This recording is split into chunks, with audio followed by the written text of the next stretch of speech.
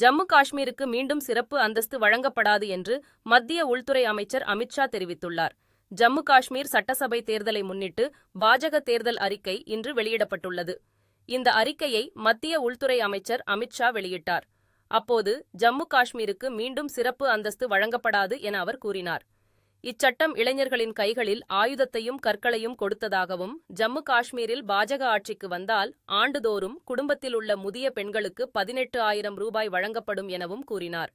மேலும் உஜ்வாலா திட்டத்தின் கீழ் 2 சிலிண்டர்கள் வழங்கப்படும் என்றும், மாணவர்களுக்கு ஆண்டுதோறும் போக்குவரத்து அலவன்ஸாக 3,000 ரூபாய் வழங்கப்படும் என்றும், தேர்தல் முடிவு எப்படி இருந்தாலும் குஜ்ஜார்களுக்கான இடஒதுக்கீட்டில் கையை வைக்க அனுமதிக்க மாட்டோம் என்றும் கூறியுள்ளார்.